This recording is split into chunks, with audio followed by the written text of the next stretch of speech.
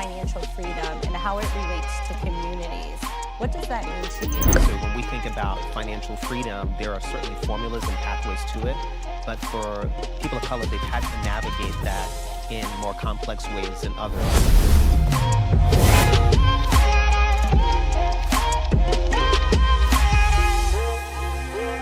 Hi, I'm Mia D. Martin, and welcome to Financial Freedom. I'm especially excited today because we have a great guest, and his name is Kazim Woodbury. Welcome, Kazim. Thank you, Mia. Glad to be on. Well, why don't you tell the audience a little bit more about yourself? My name is Kazim Woodbury. I hail from New York City, Brooklyn, New York. Came to Atlanta about 10 years ago, and my background has been in community development as well as economic development.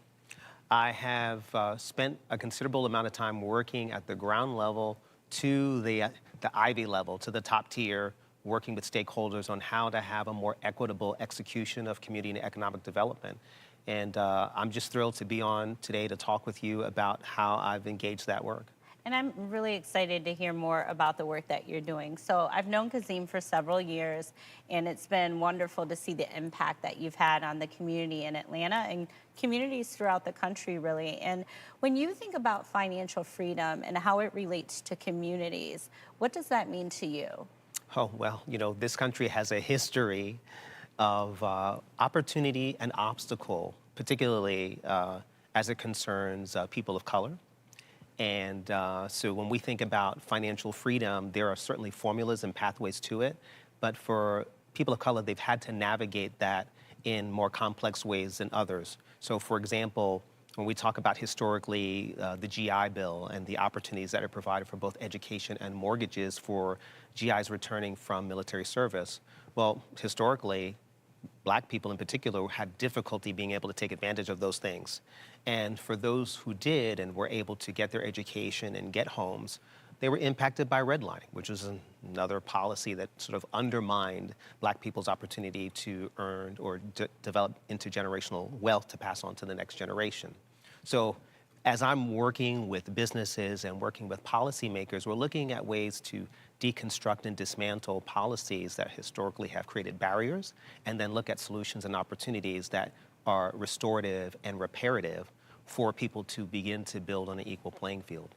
And when you think about the people that are coming together to make this happen as it relates to policy change, for an individual person that may be thinking about how they can make a difference in their community, what advice would you have for them?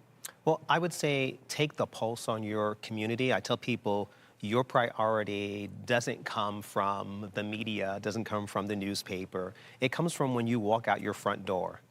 You can look and see what are the priorities for you as a homeowner or as a renter, as a business owner. What's your priority is right there at your front door. And then the people who are right there in your community. So organize with the people around your community and identify what your local level place-based priorities are, and then organize together to clarify what those goals are, clarify what your objectives are, and then bring them to the policymakers as a unit and use that as a way to build solidarity and also to resource your policymakers to be able to move those things forward through municipal level policies as well as county and state level policies and even up to the federal level.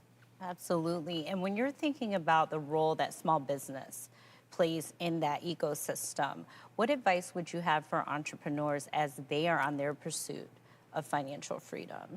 Well, definitely, when I speak to entrepreneurs, we encourage them to form solidarities and groups together and share resources, particularly at the beginning stage of business development, solopreneurs, entrepreneurs, micropreneurs, to get together because at the early stage of development, there are so many moving parts in business growth that it's beneficial at times to lean on other businesses who may have expertise in areas where you don't. Mm-hmm. And you can have business-to-business relationships at the very early start of the formation of your business.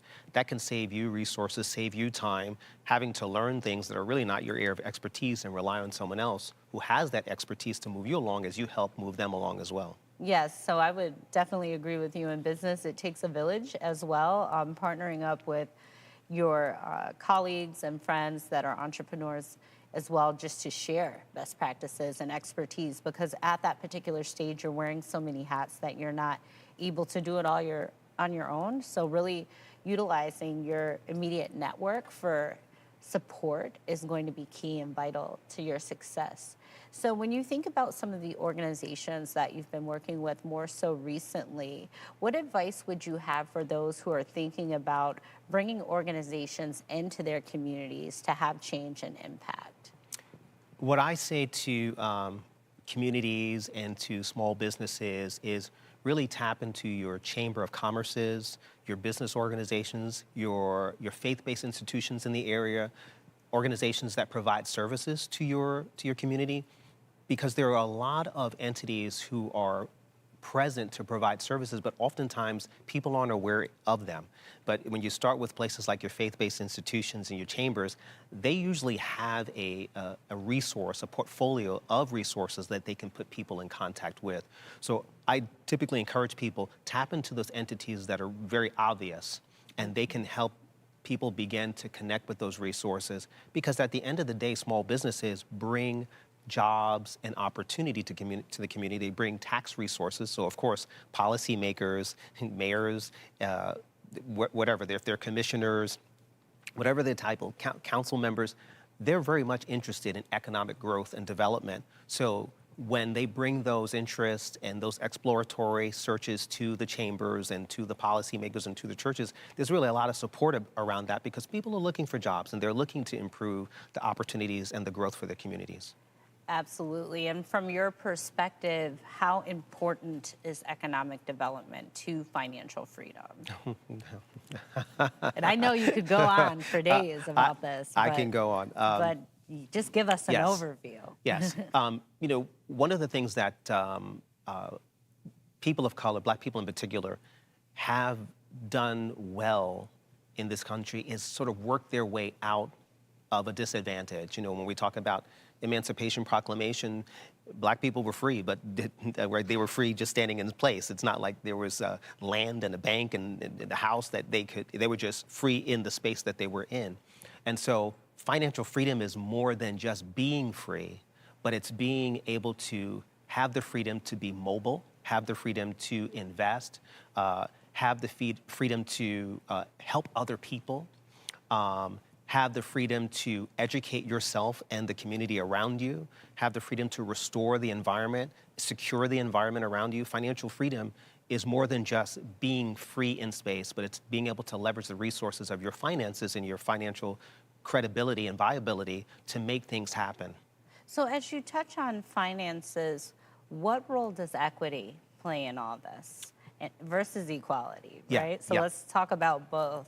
Okay. Yeah. So equity is having an equal playing field or equal opportunity to access opportunity. So let me give you an example. Let's say that there was a baseball game being played, and this was illustrated in a cartoon. And you had a short person, you had a tall person, you had a medium height person, and if they're all standing at the same gate, because of their height, they can't all see over the fence. So equity puts the appropriate size box or ladder or stool under the people who are not as tall so that they can all get the same view. Yes. So as opposed to equality, equality says, look, you're all here at the same fence. Enjoy the game. Right. Good luck. Good luck. Yeah. Figure it out. Yeah. So when we're talking about equity and finances, we're also talking about looking at the repair and restoration for people who have been disadvantaged by policies and by ordinances and decisions that have been made that make it impossible for people to be able to enjoy the game or be able to start their business or move their business forward or grow their business or resource their education or finance their home, because there are barriers in their way that prevent them from doing so. So not using the one-size-fits-all solution, but looking at each individual situation in its context. As we look at those situations and we look at access to resources and funding, when you think about the startup ecosystem here in Atlanta, it's fantastic. There are so many cohorts, educational programs, resources, and amazing people that we have both met that are there to really help startups and there to help fund startups as well. From your perspective, could you share a little bit about the startup ecosystem and the importance of having access to resources in that ecosystem as well? Absolutely. As you mentioned, here in Atlanta, there's a plethora of resources. And I think that what's helpful is providing a roadmap for people and providing a matrix to help them understand where they are as a business and what are the successive goals that they need to reach as they grow their business, and based on where they are, to connect them to the resources that are relevant to where they are in the stage of their development growth. An example is we're working with a grant from the Rockefeller Foundation, and we're working with a number of the entities that you referenced here in Atlanta to bring together a cohort of small businesses at the varying stages of business startup and look at, here are the plethora of resources, but we're going to assess where you are in business growth and help you identify what resources are relevant to you at the stage where you are in your development growth journey, and sort of walk you through that process and fill in the gaps that exist in your journey to help you reach the successive goals in your journey. Yes, and having seen you and work with that project, I'm especially excited to see the resources that are going to continue to be brought into the startup ecosystem in Atlanta. And I think oftentimes when people think about the startup ecosystem, you always hear about funding and you always hear about scalability, pitch, right? Some type of investment of some sort. But there's more to it. And one thing that you touched on is really the skill gap. So the skills could be technical skills. They could be just being knowledgeable about having an actual business plan, inclusive of a marketing plan. You know, I had to plug that in there. What your budget is, really the resources, understanding the resources that are available to you. So it's more than just the funding. It's actually knowing what to do with the funding if you receive it, because you cannot have financial freedom if you're not allocating your funding appropriately to scale, right? So let's talk a little bit more about the importance of these educational resources to let people know where they stand so that if they are positioned to scale, they know what to do. I'm glad you asked that. So Mia, one of the things that we've done in this project called the Just Capital Project is as we're taking the entrepreneurs on their journey and identifying the areas where there are skill gaps, we identify some of those businesses that can help fill that gap. And how we support them is we provide them with an allowance, what we call a professional development allowance or business development allowance, and match them up with entities that can help fill that gap, both with the knowledge base, but also provide the resources to close that gap and to meet that need. And having access to the small business community not only helps the individual that needs that particular skill or resource, but it also helps that small business as well. And it goes back to what you were saying prior, where we all have to kind of work together for those in the small business community to support the growth of one another. When you think about financial freedom as it relates to education, let's talk about a little bit of how important it is to apply how education can impact your financial freedom. Absolutely. You know, they say you don't know what you don't know. And with education, we discover the things that we may have not known or should know, but and we discover that it's been a barrier to us being able to advance ourselves. And what we found among our small business cohort is the freedom that they articulate in having to learn something that they didn't know that they needed to know, or things that they've been wanting to know and that someone has taught them, and it's liberating. In fact, I find that people are just as gratified to receive knowledge as they are to receive funding.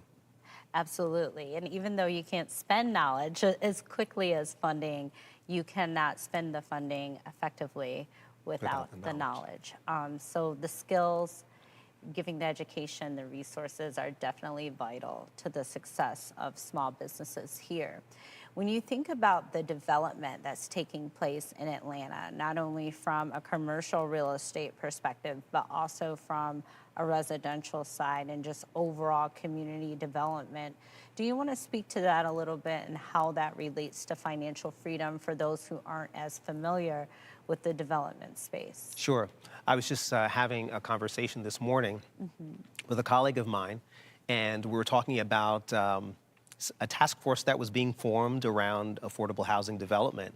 Yes. And I was explaining to her that in a prior meeting I was in, one of the stakeholders had mentioned that oftentimes we see development take place without an engagement at the local level. And then in cases where there is engagement at the local level, there's still not an intentional effort to engage the local level stakeholders to benefit financially. So say, for example, if it was a commercial development and let's say it's a series of small business spaces that are going to be developed, a mixed-use complex, so you have residential and you have some retail. Well, without assessing the community's opportunity to access and take advantage of that, something can be built, and then external stakeholders or external investors or businesses can come in and fill those same spaces and leave out the existing community from being able to take advantage of those spaces. So it's not just bringing the opportunity for residential development, but how does the local community leverage that opportunity for them to upscale their house or access a better quality of housing in the community that they've grown up in or have lived in for a certain amount of time? Or how does that small business find an opportunity to grow into a new space at a way that they can manage it and also attract more customers and support their business? So when we're looking at community and economic development, we're looking at all the different layers, not just from the engagement standpoint, but the access and the participation standpoint, and how will that translate into benefits in the future?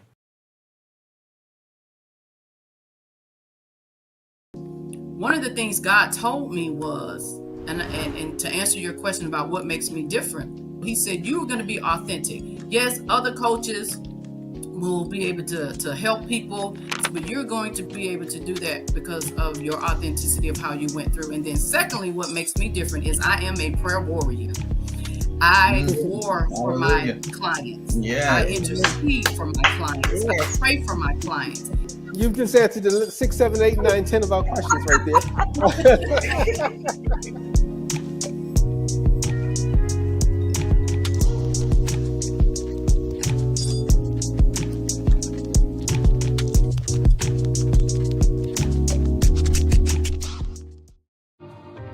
You're home before sunrise, on top of the house, the kids, and our future. The smell of your cooking is our alarm clock. My Shiro's day is never done. So let's start saving a little more now so we can feel prepared for retirement. A free 3-minute online chat can give us the personalized tips we need so we can live our lives to the fullest. Visit asiaretirement.org.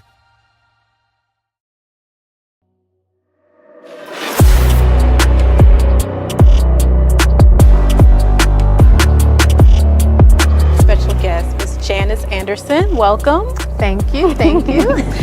You were led to actually do this. You had a calling. Yes. Your friend was a vessel in that moment to say, stick with it. Yeah. We're excited about the idea of internet broadcast technology, but they also were very, very afraid of the idea.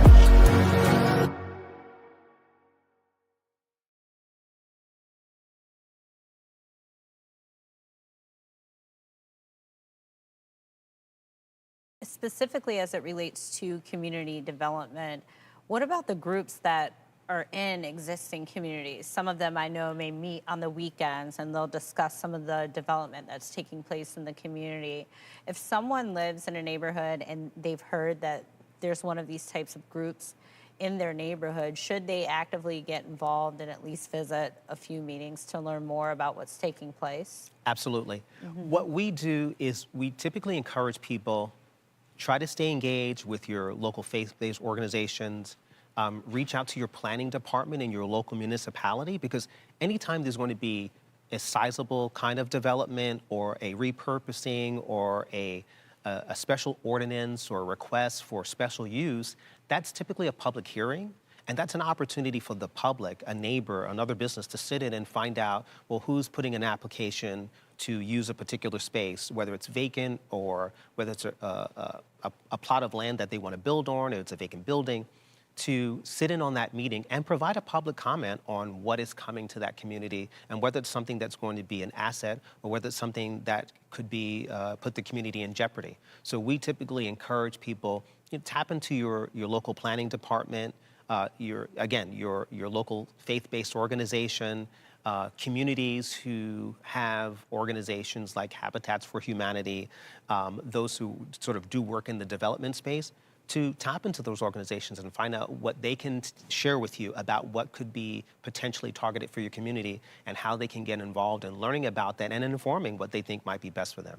Yes, and with Atlanta changing so much and so quickly, could you share with the audience a little bit more about what mixed-use housing is, or affordable housing, for those who may be new to Atlanta or maybe just not familiar with the terminology? Sure. I always say all housing is affordable. It's just depending on who you're talking to. Right, it's all relative, right? That's right. No one's building something that they don't have a target audience for. They have in mind who that consumer is going to be. So when it comes to affordable housing, I always say it's important to really distill, well, who is it we're talking about? Because we have to define what the parameters are for affordable housing so that we can make sure that that target audience is having their needs met. Oftentimes, affordable housing is spoken of in such a broad context that people do get left out of the actual development process, and you end up with affordable housing, but that may not be affordable for everyone. Right. And when it comes to mixed-use developments, one of the things that has trended a lot more is having an environment where it's walkable. So not only do you have a great, newer residential mixed and high density complex, whether it's a condo or if it's a rental, but you also have some local business opportunities that can be placed there that people can walk to and support in the area. So there's a great economic development engine in a mixed use development. But again, looking at, okay, who is this going to impact? Are we bringing in businesses from outside to populate this? Or are we providing an opportunity for existing businesses to grow and expand? Are we providing people in the existing area to upscale their housing opportunity? Or are we bringing in people from the outside to fill in that development? So it's always important to really pinpoint, who's the target audience. So again, the destination stakeholders can understand what the ultimate impact will be. I know when I lived out of state before I moved here, there was a concept called Eat, Work, Play in the neighborhood that I lived in. And this was many years ago, so it seemed ahead of its time. But as time goes on, I'm really starting to see that develop throughout parts of Atlanta. And it's exciting to watch because there are a lot of new restaurants and activities for families and individuals as well. So I am excited to see the growth. But back to what you were saying, it's very important for everyone to understand the importance of equity versus equality, right? So when you think about, we've talked a little bit about business, we've talked about neighborhoods, we've talked about individuals, right? And let's just bring it back to financial freedom overall. And if you could leave the audience with a little bit of advice as it relates to financial freedom in their lives, what advice would you leave them with? Well, I usually say if you have debt greater than you have savings, then you're eating on borrowed money. So when we're thinking about financial freedom, our savings has to be greater than our outstanding debt so that we're eating free as opposed to borrowing money to free. If our debt if it exceeds our income and exceeds our savings, then everything we're doing is borrowed. Absolutely. And for anyone that's found themselves in that situation, what advice would you give to them? Focus on eliminating your debt. And not just for the sake of eliminating debt, but eliminating debt so that you can begin to build investment residual income, all kinds of ways to increase your revenue stream is absolutely important and something I would recommend. Just getting out of debt is not the sole goal. It's getting out of debt so that now whatever revenue that comes in is yours versus assigned to some debt collector or some, debt holder who is going to make a claim on that from month to month. Yes, absolutely. Well, thank you very much for your advice today, Kazim. And we hope to have you back again. If the audience would like to get in touch with you or find you, ask you any type of questions, advice, you do offer consulting services, correct? Yes, I do. Where can they find you? You can find me on LinkedIn, Kazim Woodbury. That's Kaziem as in Mary, Woodbury. Easily find. There's not a lot of me. And you can also email me, same first and last name at yahoo.com. Yes, well, thank you very much for joining us today, My pleasure. Kazim. Thank Thanks you. for having me on.